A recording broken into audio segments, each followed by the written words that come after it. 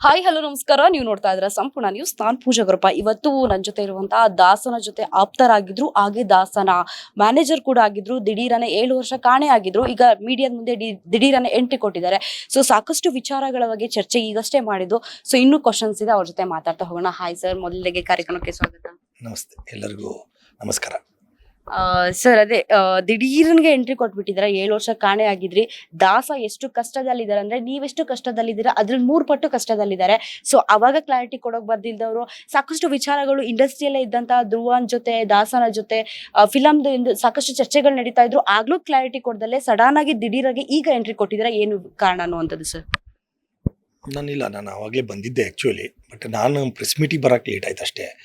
But ನಾನು entry ಕೊಟ್ಟೆ. Already ನಾನು ಇಲ್ಲಿ ಬಂದೆ 1.5 ವರ್ಷ ಆಯಿತು. ದರ್ಶನ್ ಸರ್ ಇಶ್ಯೂ ಆಗಿ 2 ವರ್ಷ ಆಗಿದೆ ಅನಿಸುತ್ತೆ ಮೋಸ್ಟ್ ಪ್ರಾಬಬ್ಲಿ. ಎಲ್ಲದಕ್ಕೊಂದು ಕಾಲ ಕೂಡಿ ಬರಬೇಕಲ್ಲ ಮೇಡಮ್. ನಂದು ಪರಿಸ್ಥಿತಿ ಅಷ್ಟು ಸರಿ ಇಲ್ಲ, ನನ್ನ ಹೆಲ್ತ್ ಇಶ್ಯೂಗಳಿದ್ದು. ಹಾಗಾಗಿ ನಾನು ಸ್ವಲ್ಪ ಬರೋಕ್ಕೆ ಲೇಟ್ ಆಯಿತು. ಅಷ್ಟರ ಮಧ್ಯದಲ್ಲಿ ನಾನು ಸ್ವಲ್ಪ 7:30 ಭಾಳ ತೊಂದರೆಯಲ್ಲಿದ್ದೆ.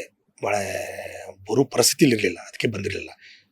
ಈಗ ಅದನ್ನೆಲ್ಲನೂ ಒಂದು ಸಾಲ್ವ್ ಮಾಡ್ಕೊಂಡು ಬಂದಿದ್ದೀನಿ ಅಷ್ಟೇ. ಸರ್, ನಾನು ಈಗಷ್ಟೇ ಹೇಳ್ತಾ ಇದ್ದೆ, ಸ್ಟೇಜ್ ಮೇಲೆ ನೀವು ಕೂಡ ಹೇಳ್ತಾ ಇದ್ರು ದಾಸನ ಒಂದು ಕುಟುಂಬದಲ್ಲಿ ನಾನು ಕೂಡ ಭಾಗಿಯಾಗಿದೆ ಅಂತ. ದಾಸ ಇಷ್ಟು ಕಷ್ಟದಲ್ಲಿದ್ದಾರೆ. ಸೊ ನೀವು ಆಗ ಸ್ಟೇಜ್ ಮೇಲೆ ಹೇಳ್ದಾಗೆ ಮೀಟ್ ಮಾಡಕ್ ಟ್ರೈ ಮಾಡಿದೆ, ಸದ್ಯಕ್ಕೆ ಬೇಡ ಅಂತ ಹೇಳಿದ್ರು. ನಿಮ್ಮ ಮತ್ತೆ ತೂಗುದೀಪ್ ಅವರ ಮಧ್ಯೆ ಏನ್ ಚರ್ಚೆ ಆಯ್ತು ಅನ್ನುವಂಥದ್ದು ಸರ್? ಏನಿಲ್ಲ, ತೂಗುದೀಪ್ ನನಗೆ ದಿನಕ್ಕವರು ಮೀಟ್ ಆಗಿದ್ದೀನಿ ಅಷ್ಟೇ. ಈಗ ನಾನು ದರ್ಶನ್ ಸರ್ ಮೀಟ್ ಆಗ್ಬೇಕಾದ್ರೆ ವಿಜಯಲಕ್ಷ್ಮಿ ಮೇಡಮ್ ಮೀಟ್ ಆಗಬೇಕು. ವಿಜಯಲಕ್ಷ್ಮಿ ಮೇಡಮ್ಗೆ ಈಗ ಪ್ರೆಸ್ ಮೀಟ್ ಆಗೋ ಮಟ್ಟ ನಾನು ಅವ್ರನ್ನ ಒಂದ್ಸಲ ಹಂಗೆ ಫೋನ್ ಟಚಲ್ಲಿ ಮಾತಾಡಿಸಿದ್ದೀನಿ. ಆದರೆ ಈಗ ನಾನು ಅವ್ರನ್ನ ಮೀಟ್ ಆಗ್ತೀನಿ. ಅವ್ರು ಅತ್ತಿಗೆ ಅಂತಲೇ ಕರಿತೀವಿ ಎಲ್ಲರೂ, ಅಷ್ಟು ಒಳ್ಳೆಯವರು ಅವರು. ಅವ್ರನ್ನ ಮೀಟ್ ಆಗ್ತೀನಿ. ಅವರು ಏನಾದರೂ ದರ್ಶನ್ ಸರ್ ಹತ್ರ ಒಂದು ಸಲ ಪರ್ಮಿಷನ್ ಹೋಗಿ, ಯಾಕಂದರೆ ಅವ್ರ ಮನಸ್ಥಿತಿ ಆ ಕಡೆ ಹೆಂಗಿದೆ ಅಂತ ಗೊತ್ತಿರಲ್ಲ ಮೇಡಮ್. ಈಗ ಅವ್ರು ಭಾಳ ನನ್ನ ನೊಂದಿರ್ತಾರೆ. ಸೊ ಅವ್ರು ಏನಾದರೂ ಪರ್ಮಿಷನ್ ಕೊಟ್ಟು ಬನ್ನಿ ಮೀಟ್ ಆಗು ಅಂತಂದ್ರೆ 100% ಮೀಟ್ ಆಗ್ತೀನಿ ನಾನು. ದರ್ಶನ್ ಸರ್ ಮೀಟ್ ಆಗದೆ ಇರ್ತೀನಿ, ನಮ್ಮ ಅಣ್ಣನ ಥರ ಅವರು. ಅದೇ ನೀವು ಹೇಳ್ತಾ ಇದ್ರಿ ವಿಜಯಲಕ್ಷ್ಮಿ ಅವರು ಮಾತಾಡಿ ನೋಡ್ದೆ, ಬಟ್ ದಾಸನಿಂದ ಬರಬೇಕು ಪರ್ಮಿಷನ್ ಮಾತಾಡೋಕೆ. ಅವರ ಮನಸ್ಥಿತಿ ಹೇಗಿದೆ ಅಂತ, ತುಂಬಾ ನೊಂದಂತಹ ಮನಸ್ಥಿತಿ ಅವ್ರದ್ದು ಈ ಸಿಚುವೇಶನ್ ಅಲ್ಲಿ.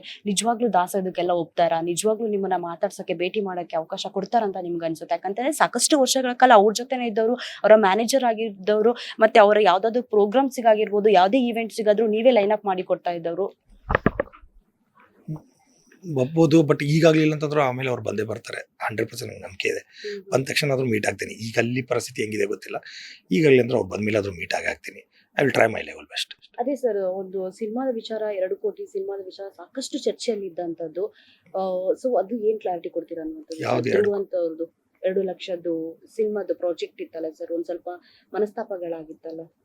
ಅದೇ ಪ್ರೇಮ ಬರಹ ಅದು ಧ್ರುವಂತಲ್ಲ,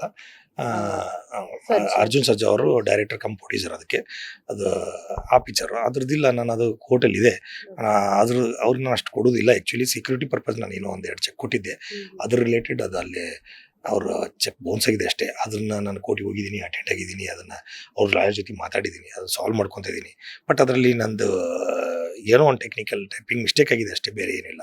ಇವತ್ತು ನಾನು ಒಂದು ವರ್ಷ ತೂಗುದೀಪ ಪ್ರೊಡಕ್ಷನ್, ತೂಗುದೀಪ ಡಿಸ್ಟ್ರಿಬ್ಯೂಷನ್ಗೆ ಕಳಂಕ ಬರುವಂಥ ಒಂದು ಕೆಲಸನೂ ಮಾಡಿಲ್ಲ. ಅದಕ್ಕೊಂದು ಕಪ್ ಚುಕ್ಕೆ ಬರೋವಂಗೂ ನಾನು ಅನ್ಕೊಂಡಿಲ್ಲ. ಏನೋ ಒಂದು ಆ ಪರಿಸ್ಥಿತಿ ನನ್ನನ್ನು ಹಂಗೆ ಸಿಲ್ಕೋಂಗೆ ಮಾಡ್ತಷ್ಟೇ. ಬಟ್ ನಾನು ಏನು ಮಾಡಿಲ್ಲ. ಅದನ್ನು ಮಾತ್ರ ನಾನು ಧೈರ್ಯವಾಗಿ ಹೇಳ್ತೀನಿ ಮೇಡಮ್ ಅಷ್ಟೇ. ಸೊ ಕೊನೆಯದಾಗಿ 7 ವರ್ಷ ಯಾರಿಗೂ ಕಾಣಿಸ್ಕೊಂಡಿಲ್ಲ, ಎಲ್ಲೂ ಕಾಣಿಸ್ಕೊಂಡಿಲ್ಲ, ದಿಢೀರ್ನೆ ಎಂಟ್ರಿ ಕೊಡ್ತೀರಾ. ದಾಸನು ಕಷ್ಟದಲ್ಲೇ ಇದ್ದಾರೆ. ಎಲ್ಲರೂ ಹೇಳ್ತಾ ಇರ್ಬೋದು ಸರ್, ಯಾವುದೋ ಒಂದು ಹೊಸ ಯೋಜನೆ ಕಾಲಿಡೋಕ್ ಬರ್ತಾ ಇರ್ಬೇಕಿದ್ರೆ ದಾಸನ ಹೆಸರು ತಗೊಂತಾ ಇದ್ದಾರೆ ಅಂತ. ಈ ತರ ವಿಚಾರಗಳು ಬರ್ಬೋದು, ಅಂತವ್ರಿಗೆ ಏನ್ ಹೇಳ್ತೀರಾ ಅನ್ನುವಂಥದ್ದು ಸರ್? ಇಲ್ಲ, ನಾನು ದರ್ಶನ್ ಸರ್ ಮ್ಯಾನೇಜರ್ ಅಂತ ಎಷ್ಟು ಇಡೀ ಇಂಡಸ್ಟ್ರಿ ಗೊತ್ತಿಲ್ಲ. ನಾನು ಆಲ್ರೆಡಿ 25 ವರ್ಷದಿಂದ ಕೆಲಸ ಮಾಡಿದ್ರಿಂದ ಎಲ್ಲ ಆರ್ಟಿಸ್ಟ್ ಜೊತೆ ಕೆಲಸ ಮಾಡಿದ್ದೀನಿ ನಾನು. ಹಾಗಾಗಿ ಎಲ್ಲರಿಗೂ ದರ್ಶನ್ ಸರ್ ಮ್ಯಾನೇಜರು, ಮಲ್ಲಿಕಾರ್ಜುನ್ ನನ್ನ ಆಸ್ ಅ ಪ್ರೊಡ್ಯೂಸರ್ ಆಗಿ ಗುರುತಿಸ್ಕೊಂಡಿದ್ದೀನಿ. ಓ ಡೈರೆಕ್ಟ್ರು, ಅಸಿಸ್ಟೆಂಟ್ ಡೈರೆಕ್ಟ್ರು ಯಾವಾಗಿಂದು ಗೊತ್ತು ನನಗೆ. ಹಾಗಾಗಿ ನಾನು ಹೋದರೂ ಮಲ್ಲು ಅಂತಲೂ ಗುರುತಿಸ್ತಾರೆ. ದರ್ಶನ್ ಮ್ಯಾನೇಜರು ಅನ್ನೋದಕ್ಕಿಂತ ಜೊತೆ ಮಲ್ಲು ಅಂತಲೂ ಗುರುತಿಸ್ತಾರೆ. ನಾನು ಮಲ್ಲು ಅಂತಲೇ ಕರೀತಾರೆ. ಎಲ್ಲರ ಜೊತೆ ನಾನು ಚೆನ್ನಾಗಿದ್ದೀನಿ. ನಾನು ಅದೊಂದು ಕ್ಯಾರೆಕ್ಟರ್ ನಂದು. ಯಾರೇ ಆದರೂ ಹಚ್ಕೊಳ್ಳೋ ಕ್ಯಾರೆಕ್ಟರ್, ಅದನ್ನು ಫ್ರೆಂಡ್ಶಿಪ್ ಮೇಂಟೈನ್ ಮಾಡೋ ಕ್ಯಾರೆಕ್ಟರು, ಅದನ್ನು ಮಾಡಿದ್ದೀನಿ. ಎಲ್ಲರ ಜೊತೆ ಚೆನ್ನಾಗಿದ್ದೀನಿ. ಆ ಒಂದು ಗುಡ್ ವಿಲ್ ಮೇಲೆ ನಾನು ಮಾತಾಡ್ತಾ ಇದ್ದಾರೆ. ಎಲ್ಲರೂ ಮಾತಾಡ್ತಾ ಇದ್ದಾರೆ, ಎಲ್ಲರೂ ಸಪೋರ್ಟು ಮಾಡ್ತಾ ಇದ್ದಾರೆ ನಾನು ಮಾಡೋ ಪ್ರಾಜೆಕ್ಟಿಗೆ.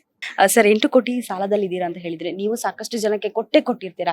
ಎಲ್ಲರೂ ಹೇಳ್ತಾರೆ ದರ್ಶನ್ ಮ್ಯಾನೇಜರ್ ಅಂದ್ರೆ ಏನಪ್ಪ, ಏನ್ ಸಾಲ ಮಾಡ್ಬೇಕು, ಆರಾಮಾಗಿರ್ತಾರಲ್ವಾ, ಅಷ್ಟೊಂದು ಸಾಲ ಮಾಡೋಕೆ ಏನ್ ಅವಶ್ಯಕತೆ ಇತ್ತು? 8 ಕೋಟಿ ಅಂದ ತಕ್ಷಣನೇ ಸೊ ನೀವು ಕೊಟ್ಟಂತ ಕೈಗಳು ಸಮೇತ ಖಂಡಿತವಾಗಿರುತ್ತೆ. ಅವ್ರ ಹತ್ರ ವಾಪಸ್ ತಗೊಂಡ್ರೆ ಇದನ್ನೆಲ್ಲ ಕೊಡ್ಬೋದಲ್ವಾ ಅನ್ನುವಂಥದ್ದು? ಇಲ್ಲ, ನಾನು ಯಾರ ಹತ್ರ ತೊಗೊಂಡಿದ್ದೀನಿಲ್ಲ ಅವ್ರ ಹತ್ರ ನನಗೆ ಬರಬೇಕಾಗಿದ್ದ ದುಡ್ಡು ಹೆಚ್ಚು ಕಡಿಮೆ 1 ಬರಬೇಕು ಮೇಡಮ್. 1 ಕೋಟಿವರೆಗೂ ಬರಬೇಕು. ಬಟ್ ಅವು ಅದರಲ್ಲಿ ಒಬ್ಬರೇ ಅಲ್ಲ, ಒಂದು 8 ಜನ ಇದ್ದಾರೆ. ಒಂದಿಬ್ರು ತೀರ್ಕೊಂಡೇ ಬಿಟ್ಟಿದ್ದಾರೆ ಅದರಲ್ಲಿ. ಒಂದಿಬ್ರು ತೀರ್ಕೊಂಡೇ ಬಿಟ್ಟಿದ್ದಾರೆ. ಅವ್ರು ಎಲ್ಲ ಸೇರಿ ಒಂದು 30-40 ಲಕ್ಷ ಬರಬೇಕಾದ್ರೆ ತೀರ್ಕೊಂಡ್ಬಿಟ್ಟಿದ್ದಾರೆ. ಇನ್ನೊಂದು 50-60 ಲಕ್ಷ ಬರಬೇಕಾಗಿದೆ. ಅವರು ಕಷ್ಟದಲ್ಲಿದ್ದಾರೆ, ನನಗಿನ್ನ ಕಷ್ಟದಲ್ಲಿದ್ದಾರೆ. ಅವರು ಅವ್ರ ಜೀವನ ನಡೆಸೋದು ಕಷ್ಟದಲ್ಲಿದೆ. ಅವ್ರನ್ನ ಹೆಂಗೆ ಕೇಳ್ತೀರ? ಅವ್ರು ಅವಾಗಲೇ ಬಂದು ತಮ್ಮ ಕಷ್ಟ ಹೇಳ್ಕೊಂಡ್ಬಿಟ್ಟಿದ್ದಾರೆ. ನಾನೀಗ ಹೋಗಿ ನಾನು ದುಡ್ಡು ಕೊಡ್ಬೇಕಾದ್ರೆ ಹತ್ರ ಹೆಂಗೆ ಕಷ್ಟ ಹೇಳ್ಕೊಂಡಿದ್ದೀನಿ. ಅವರೆಲ್ಲ ನನ್ನ ಮಾತು ಕೇಳಿಲ್ವಾ ಈಗ? ಪಾಪ ಅವ್ರು ಏನೋ ಕಷ್ಟ ಅನ್ಸ್ಕೊಂಡು ನಾನು ಈಗ ಬಂದಿದ್ದೀನಿ ಅಂದಿದ್ದಕ್ಕೆ ನನ್ನ ಮಾತು ಕೇಳಿದ್ದಾರೆ. ಅದೇ ಥರ ನಾನು ಅವತ್ತು ಅವರು ನನಗೆ ಯಾರ್ಯಾರು ಕೊಡಬೇಕಾಗಿತ್ತು ಅವರು ಕಷ್ಟ ಹೇಳ್ಕೊಂಡು ನಾನು ಸ್ವಲ್ಪ ಅದಕ್ಕೆ ಸ್ಪಂದಿಸಿದ್ದೀನಿ ಅಷ್ಟೇ. ಯಾಕಂದ್ರೆ ಮನುಷ್ಯತ್ವ ಅಲ್ಲ ಮೇಡಮ್, ಮಾನವೀಯತೆ, ಸ್ಪಂದಿಸಲೇಬೇಕು. ಆದರೆ ಅದಕ್ಕೆಲ್ಲ ನಾನು ಹೊಣೆ ಹೊತ್ತಿದ್ದೀನಿ, ಅದಕ್ಕೂ ಎಲ್ಲ ನಾನು ತಲೆ ಕೊಟ್ಟಿದ್ದೀನಿ ಅಷ್ಟೇ. ಸರ್, ಅದೇ 23-24 ಜನಕ್ಕೆ ಸಾಲ ಕೊಡಬೇಕು ಅಂತ ಹೇಳಿದ್ರಿ. ಸೊ ಅವರೆಲ್ಲ ಆಲ್ರೆಡಿ ನಾನು ಸರೆಂಡರ್ ಆಗಿದ್ದೀನಿ, ಅವ್ರು ಮಾತಾಡಿದ್ದಾರೆ, ಕೊಡ್ತೀನಿ ಅಂತಾನು ಹೇಳಿದ್ರು ಅಂತ ಹೇಳಿದ್ರು. ಕೊನೆಯದಾಗಿ ನೀವು ಅವ್ರಿಗೆ ಏನು ಹೇಳಕ್ ಇಷ್ಟಪಡ್ತೀರಾ? ಅವ್ರಿಗೆ ಈಗೂ ಹೇಳ್ತೀನಿ, ಮುಂದೆನೂ ಹೇಳ್ತೀನಿ.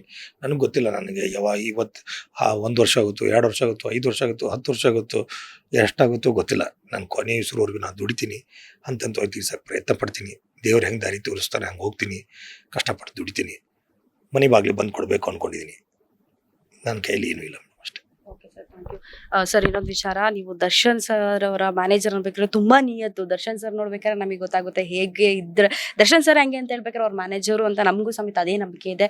ಹೊಸ ಪ್ರಯತ್ನ ಮಾಡ್ತಾ ಇದ್ದೀನಿ ಅಂತ ಹೇಳ್ತಿದ್ರೆ ಒಳ್ಳೇದಾಗ್ಲಿ sir. All the best sir once again. Thank you madam, thank you very much. Yes, ಇಷ್ಟಾಗಿತ್ತು ಮಲ್ಲಿಕಾರ್ಜುನ್ ಜೊತೆ ಮಾತುಕತೆ. ಹೆಚ್ಚಿನ ಅಪ್ಡೇಟ್ಸ್ಗಾಗಿ ನೋಡ್ತಾ ಇರಿ ಸಂಪೂರ್ಣ ನ್ಯೂಸ್. ಕ್ಯಾಮ್ರಾಮನ್ ಶಿವಪನ್ ಜೊತೆ ಪೂಜಾ ಗುರಪ್ಪ, ಬೆಂಗಳೂರು.